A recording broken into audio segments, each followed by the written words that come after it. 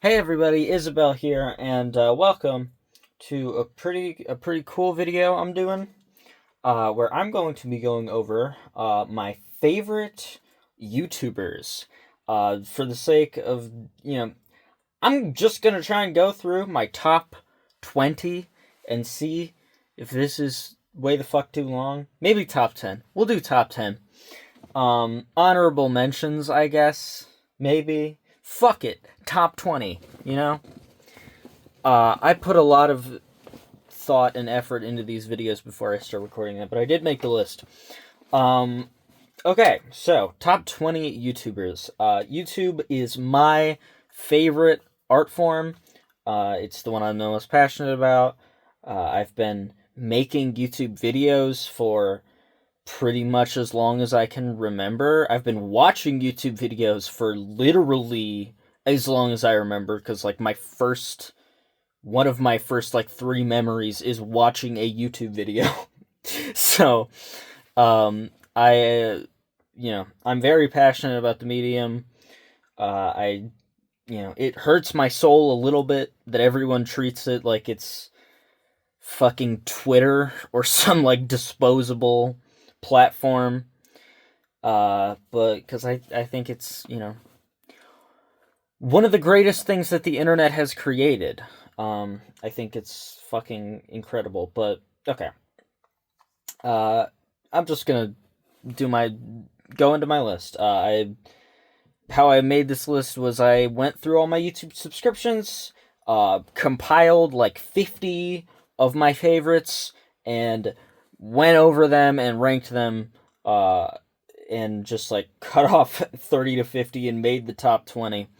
So apologies to shit off the top of my head. ContraPoints is really good.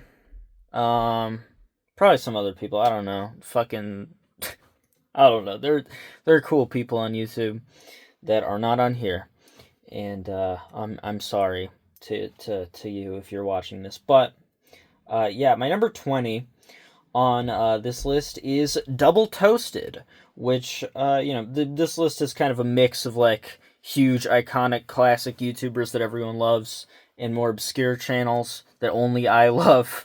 But Double Toasted is a channel that, despite having 200,000 subscribers, I rarely hear anyone talk about. And I think that's because if you just like look at their channel at a glance, it just seems like one of the fucking 50,000 podcast channels covering every single new movie that comes out in theaters, like the fucking Collider or the fucking Flick Pick or whatever. I don't give a fuck. All those channels suck. Double Toasted has actually been around pretty much like the longest out of any of those channels. They were around before YouTube, originally as The Real Deal in like 2003, and then later as Spill.com, and then they sort of evolved into Double Toasted. And I love, kind of all of those factor into this as well. But just the thing I love about Double Toasted is that it just has extremely charismatic hosts. Fucking Corey and Martin are just, they know their shit. They clearly immensely care about what they're doing. Oftentimes they don't really fall in line with the public opinion. They're funny as shit. Usually every podcast there's some extremely funny, hilarious fucking thing. Like an amazing bit, a hilarious joke. And usually they bring a criticism to the table that I'm not really hearing anywhere else, or an analysis, or some interpretation that I'm not hearing anywhere else. And if they're not, it's just a fucking fun time because they're funny and they do a great job at what they do, and they're just very charismatic and fun to listen to. But they don't just talk about movies, like pretty much since the inception of Double Toasted, because Spill was just like all movie reviews. But since the inception of Double Toasted, it's been like a mix of like movie reviews and random fucking news update, just anything that is trending. They will make a podcast about, and it always seems like, how the fuck did you make a 10-minute whole podcast about like this 1-minute video, Twitter video, but it's always like the funniest shit. Like they always make it amazing. And I'm always excited when I get a video of theirs in my subscriptions feed. I watch like almost all of them. Yeah, check them out. They're linked in the description, as is every channel on here. I guess Double Toasted. One of like the first. Not one of the first channels I got into by a long shot, but like one of the first channels that I got into once I started really taking YouTube seriously as like an artistic medium. I just sort of thought of it as like a fun thing for like ages 5 to 10. But then around when I discovered Double Toasted and like I got into YMS and stuff, I was like, okay, this is art. But yeah, number 19 is EmpLemon. Someone who I'm sure needs no introduction. He's a fucking legend. Over time, his content has evolved a lot, and it's always been great. He used to make, like, just off the fucking rails, like some of the best YouTube poops of all time, some of the most legendary YouTube poops ever made. The Ascended series is fucking iconic and incredible. But after that, he sort of moved into, because of his Behind the Meme video, which was like an epic takedown, like a 30-minute takedown of a shitty meme channel that turned it into like this grand narrative opus. And one of my favorite things on YouTube is when people take a format that you wouldn't expect to have a narrative and turn it into a narrative. That's always like the most fun, amazing shit in the world. It never gets old for me. It always blows my fucking mind. And yeah, that video was just fucking amazing. And he sort of made, like, YouTube commentary videos for a while, but, like...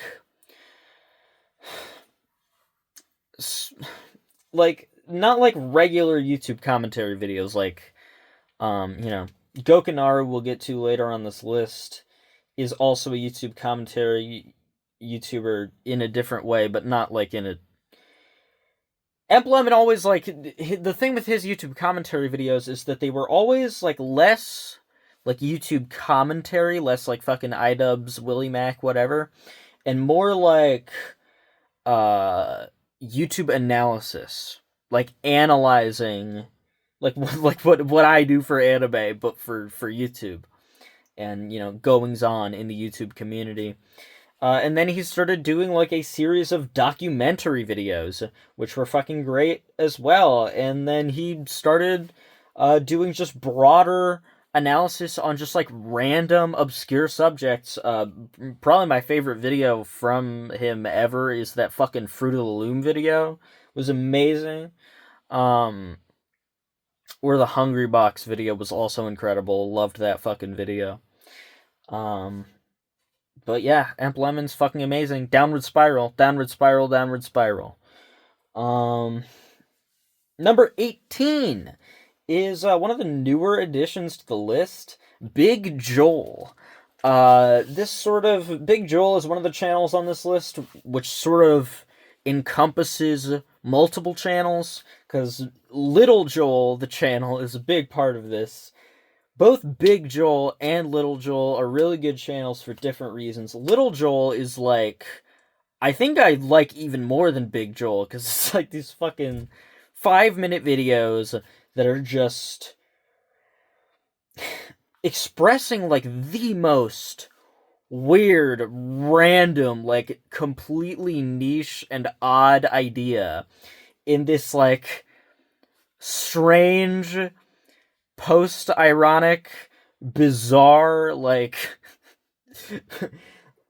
tongue-in-cheek way, where it's sort of like, it's like the most like dry and like hilarious vlogs imaginable, and they're fucking incredible. Like he did a video where he was like top 5 TikTok. It was 5 TikToks that I like. and he just watches 5 TikToks and does like these brilliant like 20-second analyses on each one. And then the video ends with him like, okay, I think this is a really good... Like, he watches the TikToks like in full multiple times and does a little analysis. And then at the end he's like, okay guys, I think this is a really good video concept. Comment if you want more videos like this. And it's just fucking great. As a big fan of like YouTube second channel vlog channels, possibly the best one that's still around. And Big Joel is great for a different reason. Big Joel is just sort of like the most like the most stomachable version of like BreadTube to me. Like it's very like heady and intellectual and cerebral and quiet.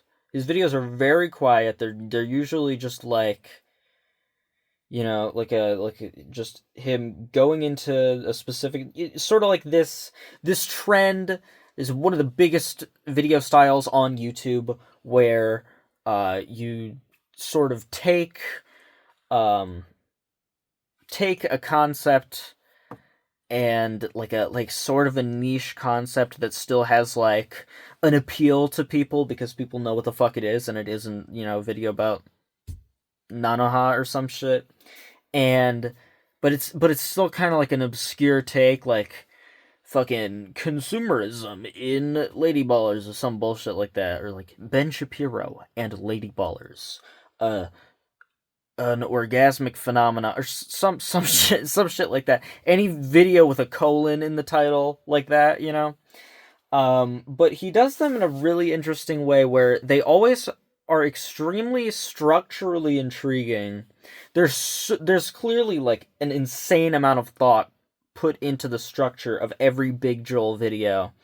Like it seems like that is the biggest thing that the thought is put into. Also, I love his set design. It's always like one of my favorite videos of the year is his video about Kanye and the Daily Wire, where it's sort of like these little vignettes of like little individual pieces of Kanye's interactions with the Daily Wire and various Daily Wire members, and they all sort of coalesce at the end for this like haunting outro thesis that is fucking like a glorious finale to the video. But yeah, love Big Joel's awesome. Number 17 is fucking shit. My knees hurt, dude. Holy fuck. Okay, I put on some extra knee protection because they were fucking grinding into the hardwood floor for like 20 minutes. Anyways, number 17 on my list is Gokanaru, who is my favorite commentary YouTuber, which I sort of go in and out of like commentary YouTube phases, because I do think it's a lot of fun. It is like YouTube WWE, but at the same time it gets so fucking exhausting so fucking quickly. And Gokanaru, I think, is really interesting because he always tries to present like a level-headed... Okay, so there's multiple branches of Gokanaru's content. The one that he's the most famous for is the Video Vigilante series, which is just this crazy narrative saga about an insane lunatic character that has a really interesting arc. You know, can't wait to see the next episode. He most famous for the Ethan Klein Video Vigilante, where he kills Ethan Klein, and the Sneeko Video Vigilante, which is just a fucking masterpiece. But I can't watch it because there's no possible fucking way you can make me care about Sneeko, even if you make the greatest Sneeko video humanly possible, which is what Gokanaru did. I was still bored most of the time because Sneeko is an extremely boring human being. But what I also think is really interesting is Gokanaru's like live streams and clips which are like super. He always tries to take make like a super like the most level-headed take and the most logical take on every YouTube drama. And it's really, really interesting because no one else is doing it because everyone else knows it's a fucking... Well, I mean, I'm sure Gokanaru knows, but it's just a fucking stupid blood sport. But, like, you know, it's fun. And Gokanaru is having fun, but he's also... It's a lot easier to watch a lot of his content than someone like Tommy C, who is just always fucking screaming. Like, it's funny for a minute, but it just gets so fucking tiring. Gokanaru, he's just a very, like, chill, laid-back, easygoing guy that's very easy to watch, and he always just has really interesting and, you know, surprisingly, like, the most logical and level-headed takes on every YouTube drama, and it's just really interesting to see that perspective, because no one else is doing that. Number 16 is GigaDonk, one of my YouTuber friends. If I have any YouTube friends that aren't on this list, sorry. GigaDonk is really interesting. I sort of... It's kind of hard to boil her content down into, like, a sentence, but essentially, it's just such a... Her content is based around, like, such a unique vibe, but I would broadly categorize it as, like, narrative art vlogging, and, like, the most narrative vlog series on YouTube that isn't fucking some, like, Lonely Girl 15 bullshit, like, fake shit. Or, like, literally, like, my journey to something. Like, her vlogs all completely work as standalone pieces, but they also form a cohesive narrative that isn't like a, you know, it's not like a made-up story. It is like the story of her life, but it's... You know, it's hard to explain because it sounds like I could just be describing any vlog channel, because every vlog channel is, you know, every video is standalone, but it all coalesces together to create a picture of this person's life, or any YouTube channel at all for that matter.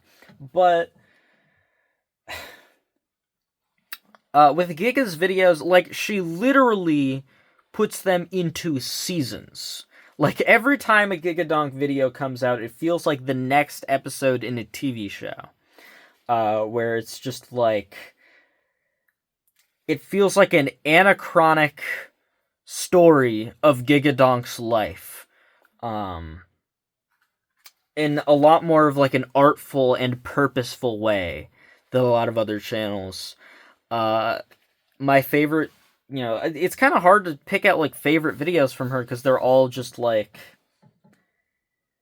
I don't know if any of them, like, besides the trans debate is over, which is just a fucking fantastic video, I don't know if any of them, like, super stick out individually, but overall, it just makes for, like, one of the most interesting channels on YouTube.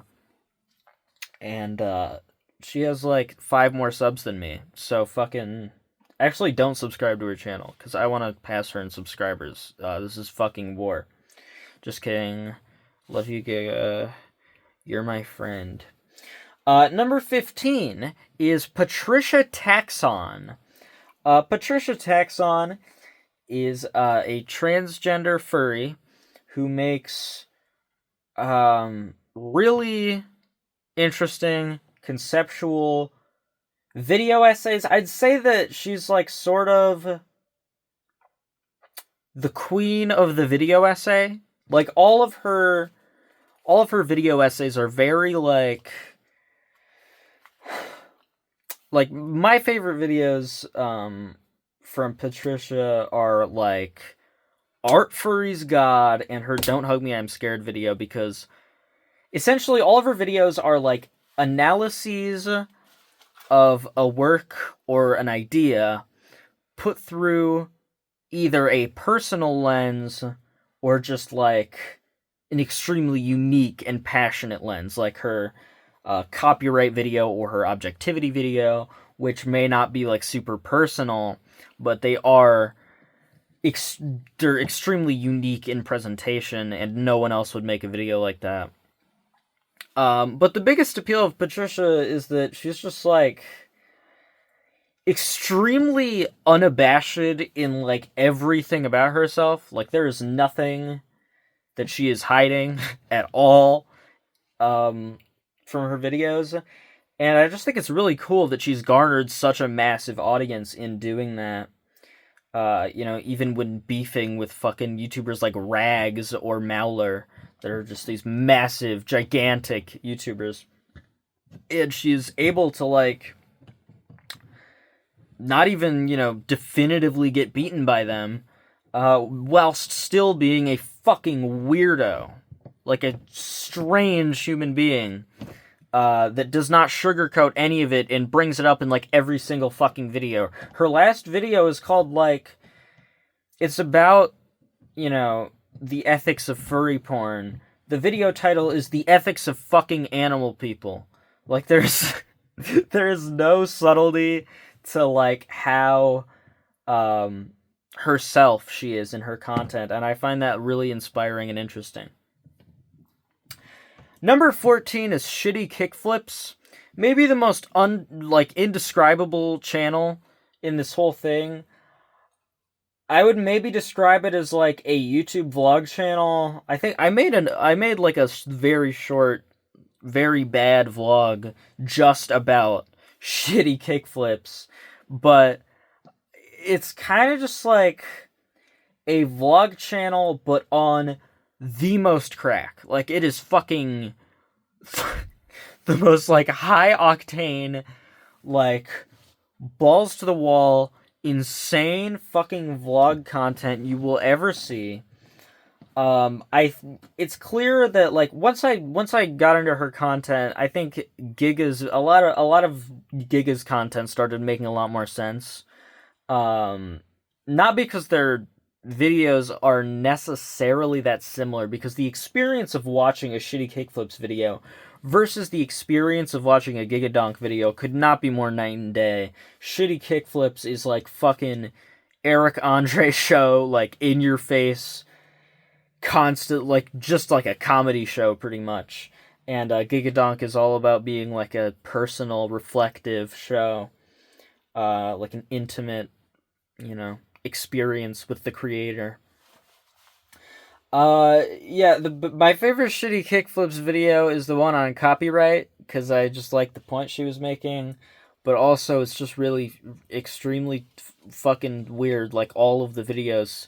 I don't even, like, there's, like, in one of her recent every video has some strange shit. Like, in one of her recent videos, there was, like, she's in the woods doing, like, a normal vlog, but there's, like, a second camera person there in the frame the whole time, shooting on, like, a fucking tiny Panasonic camcorder from, like, 2006. It's like, what the fuck is happening? But yeah, I'm gonna go get a drink, and I'll be back. I have returned with Blueberry Monster Energy. You can't even see it.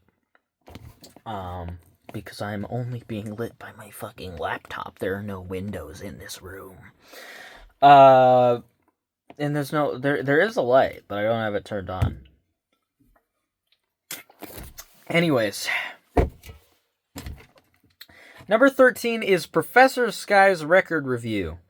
One of the surprisingly few music channels on this list.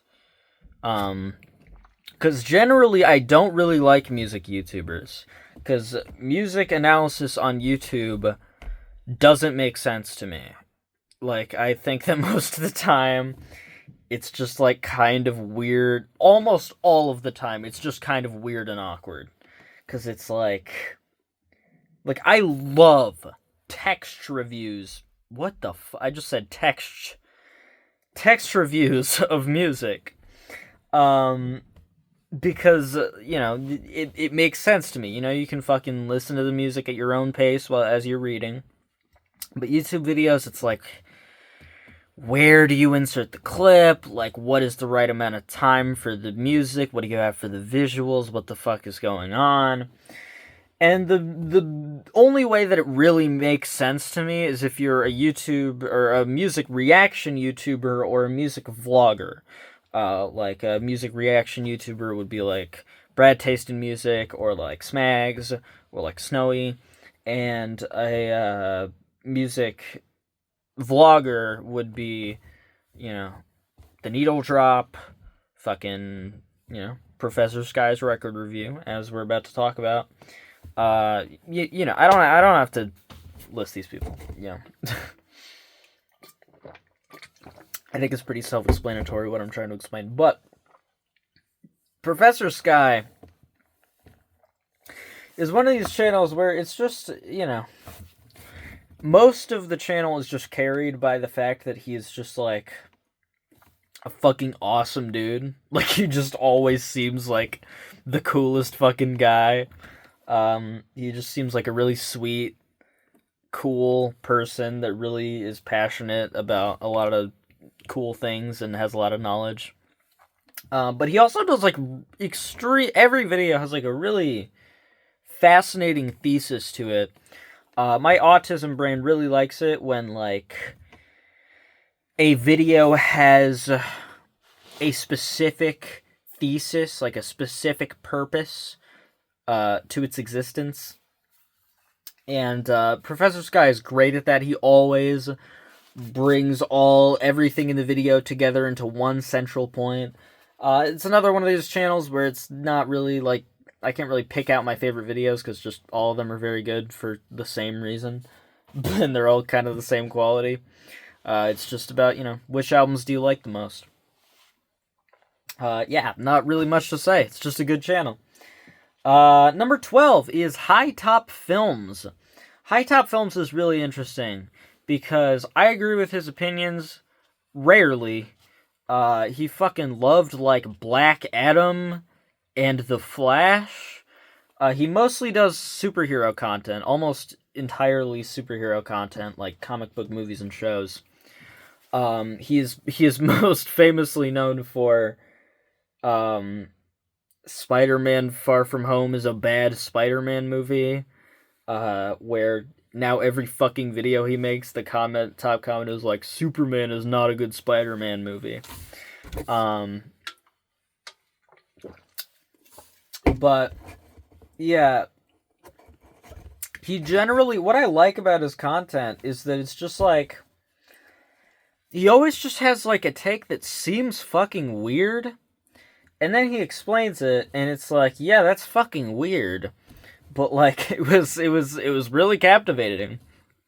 His video on the fucking Flash, he was like, or Black Adam. He was like, Black Adam's a fucking really cool movie. It's like, what? But then you watch the video and it's like, he's so passionate, and his videos are always extremely emotional, and they're always extremely focused on the emotions. He has this super awesome, like, dramatic narration style where he'll be like, and then this film was the reason that I found... Fucking, what am I got distracted by a YouTube notification I just saw.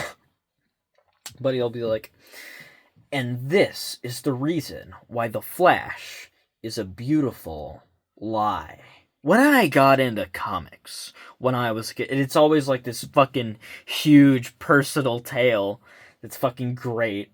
And it's like, when the doomsday clock sets to midnight, you will find that this shit like that. It's how he reads every fucking line, and it sounds annoying when I say it like that, but it's always fucking cool.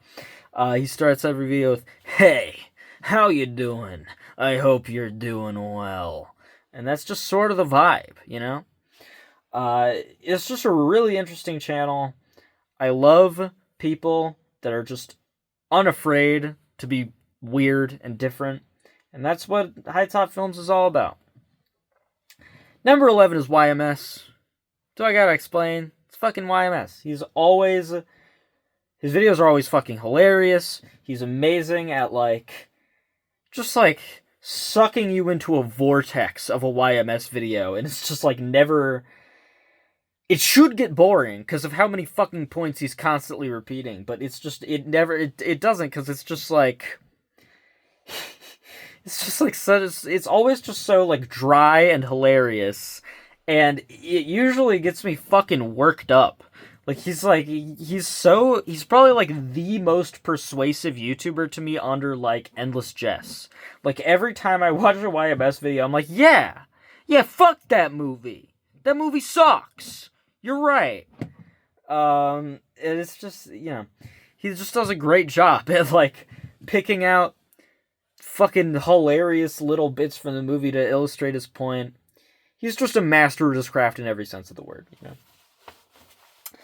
Number 10 is Pat Finnerty, another music YouTuber, not a music vlogger or a music reactor. His channel is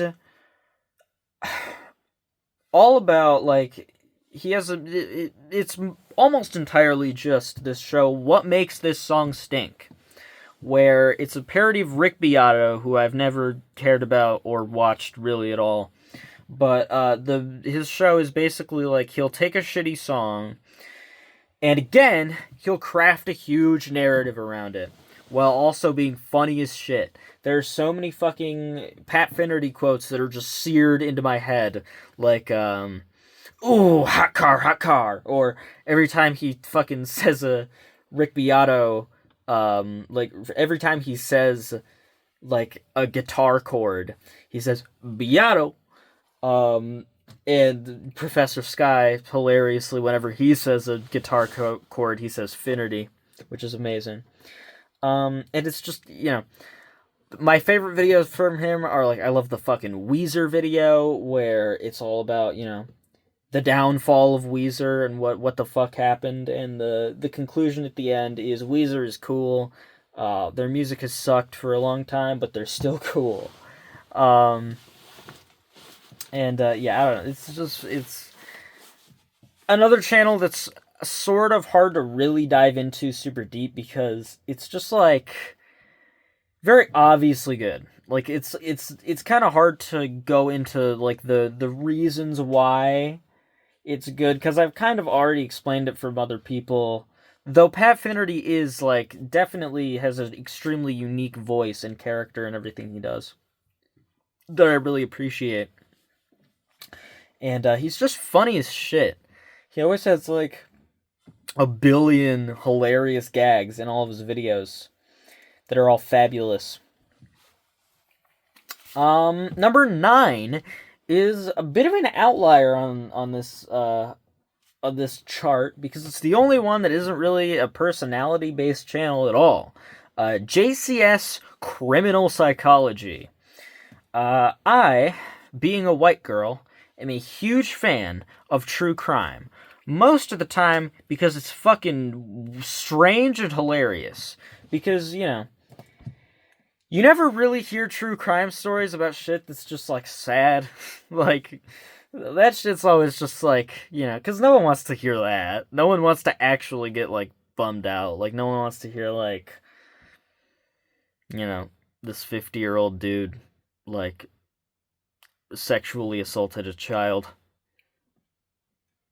True crime. That's not something that anyone wants to listen to. So true crime stories are usually yo, this bitch, she fucking took his head and fucking threw it in the river, and then she dived into the river and then pissed on it, and then she carved her initials into the skull, and then she spent the last year saying that it was actually her identical twin sister that just conveniently doesn't exist. It's fucking incredible. It's incredible. Wonderful. And JCS Criminal Psychology is the best at this because it's very clear. Because most of these true crime channels either are way the fuck too serious.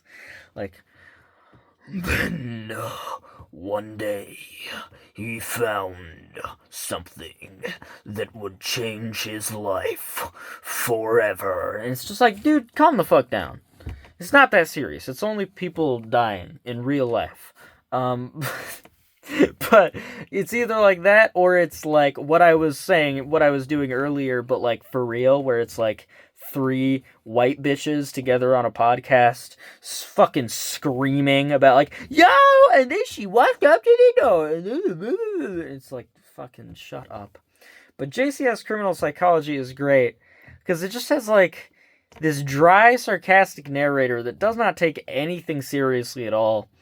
And but he does still like present everything. He doesn't really crack jokes very often. He'll make like 1 or 2 sarcastic remarks in a video, and the videos are all really fucking long. But they're mostly just like he's just presenting it. But the facts are just so fucking ludicrous. And he's not really, like, sugarcoating them at all. He's not trying to make them sound more serious, and he's not trying to make them sound more insane. But in doing so, it sounds the most insane. Like, he'll just be like, and so, she went home, and then pissed on her dead dog. And then she mailed it to her father. And, like, it's just like, holy shit, what? And, it's just always great. I can't think of any specific ones off the top of my head. I know there was one about, like, some fucking kid that, like, murdered his parents to get inheritance money to pay an e-girl or some shit. It was fucking great. But, JCS Criminal Psychology. They got into a little bit of controversy earlier this year because they uploaded some fucking AI video, but they immediately took it down and then uploaded like a real video. So I don't know. I don't really care. Number 8 is jacksfilms. Another YouTuber that isn't necessarily like incredibly high quality, but he's just like been doing it for so long at such a consistent level where, he's just a really funny guy, and he's just, his main channel is now home to almost nothing, but his Jack is a Nerd channel has, I don't know, Jack's Films is like one of the biggest YouTubers, you fucking know him, but yeah, it's just, he's just funny, he has a very, he used to have a very dry and sarcastic sense of humor, but now his sense of humor is just sort of like laughing at everything, like, loudly, and, it's pretty funny. Anyways, number 7, like, his channel, like, his fucking, whatever, fuck it.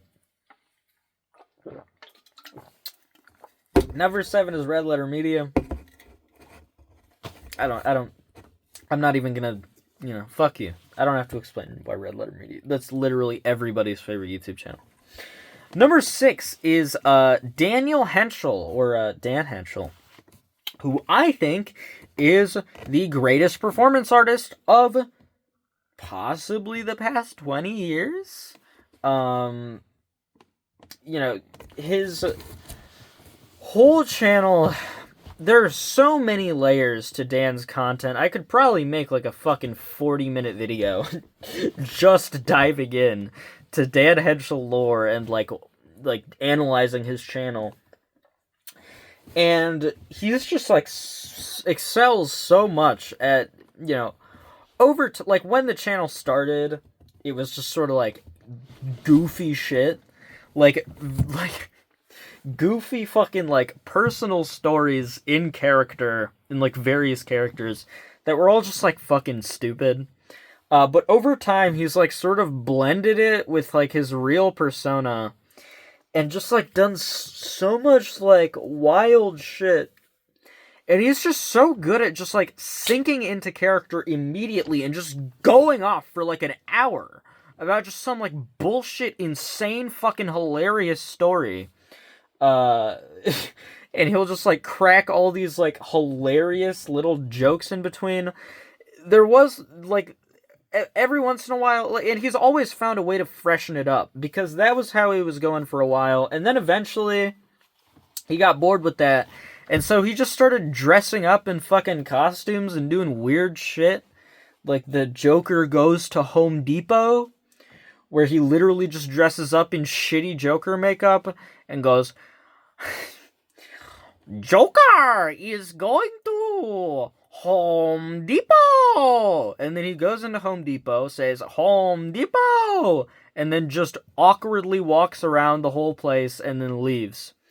And so he's just doing shit like that for a while. And now he's doing, like... Some of it is, like, genuinely terrifying horror content. Some of it is, like... 2-hour-long videos of, like, him... It's sort of just, like, at this point, it's just, like... He keeps, like, eating himself and gaining his own powers over and over again, and he's just become, like... He just keeps becoming the ultimate Dan Hentschel over and over again. And, like, he'll make a video, like, he just made a video, like, 2 hours of me trying to talk to ChatGPT as I slowly lose my mind. And, like, it's that, and it's fucking, it's a lot. But yeah, it's probably maybe the person, like, one of the people that I respect the most out of everyone on this list. I think he's genuinely a fucking genius. And, yeah.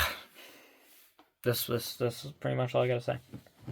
Number 5 is the Cosmonaut Variety Hour. This is another channel where it's just like, Cosmonaut is just like,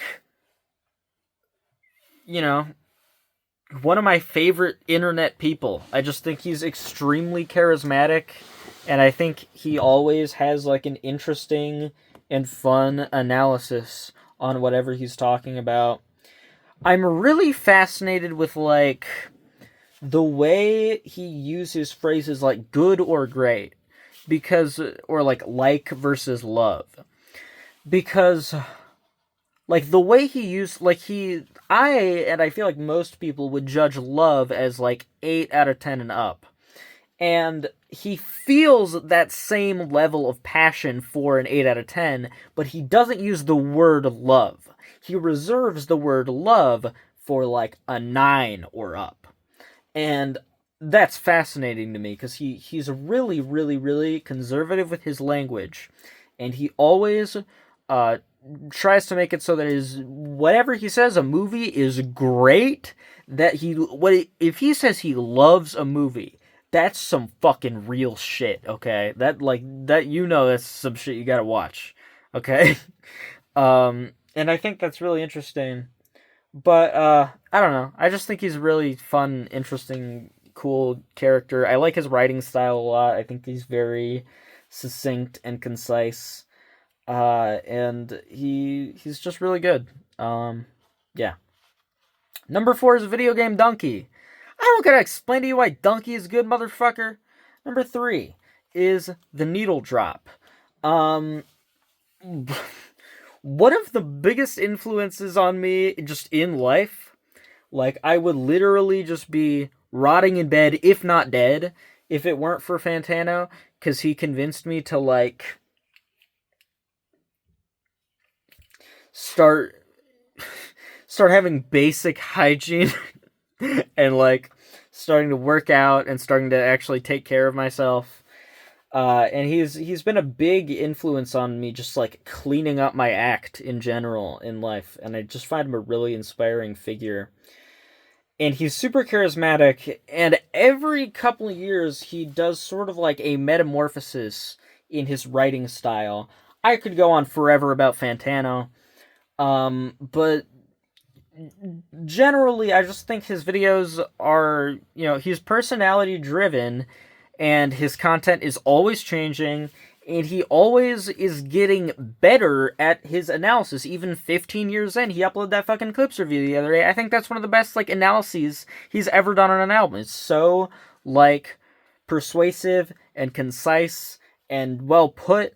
And he's over the years he's clearly started looking at the notes a lot more often. Like every single fucking jump cut starts with like he's always looking at the notes. But it's clearly not like scripted. And I think it's really interesting. I think his work ethic is incredible. I just think he's generally like probably the most inspiring person to me. I fucking love Fantano. He's just great. Number two, these top two were really hard for me to pick between. I spent like hours pacing around my room, mulling over who I thought should be number two and who I thought should be number one.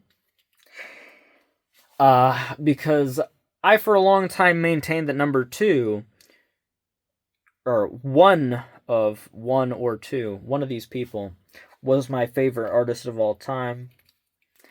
But in thinking about this, I don't know. Maybe I've changed my opinion. But my number two is Endless Jess. In the past, would have been number one, if I did this like 5 months ago. But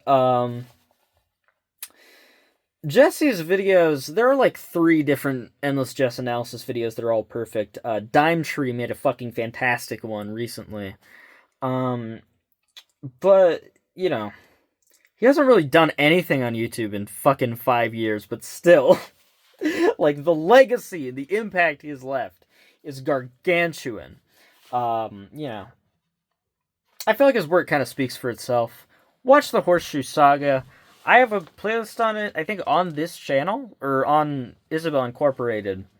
I think I have a public playlist of the whole Horseshoe Saga that is... I actually, fun fact, have the only Horseshoe finale upload on the channel Aristo Scrat, which I use to re-upload things that I cannot find on YouTube. I have the only Horseshoe finale upload. I hope Jesse doesn't watch this. He's not going to watch this. What the fuck am I talking about? Okay. Yeah. I don't know. It's Jesse. He's a fucking legend. If you know him, you're either a Monkey Jones fan or you love him. Okay, that's how it be. But number one, is Trixie the Golden Witch. Yeah.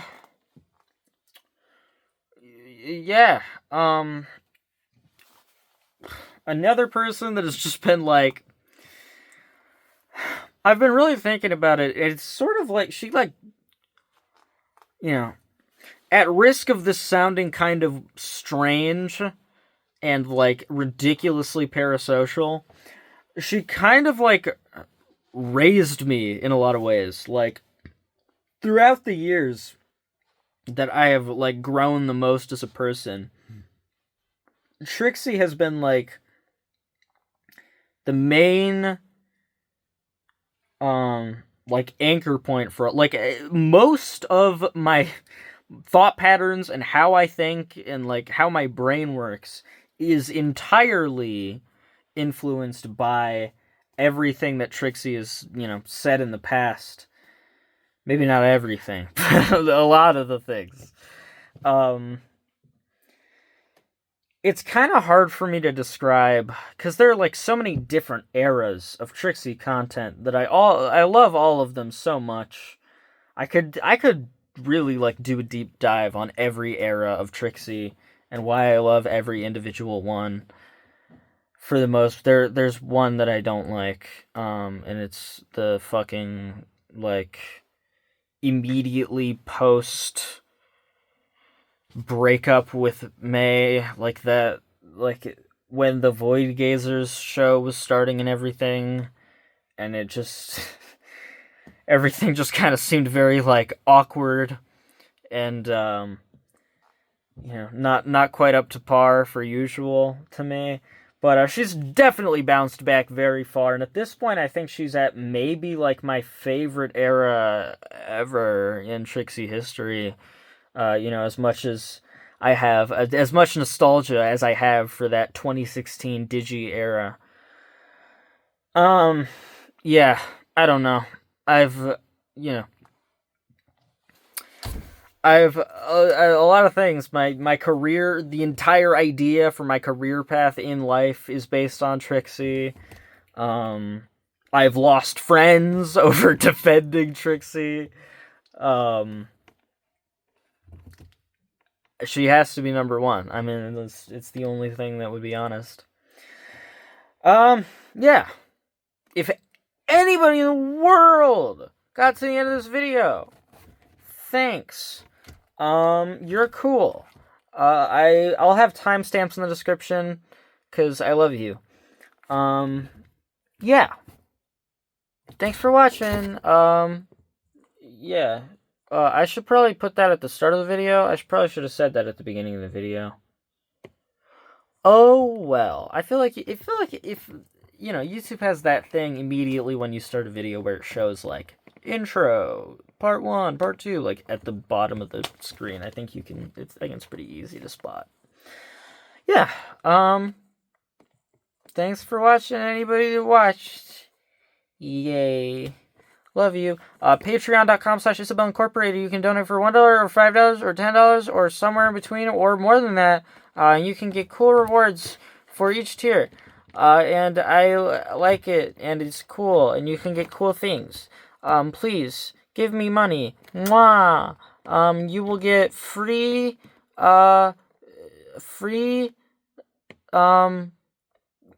good vibes. You will get free cosmic vibes forever. Love you. Bye.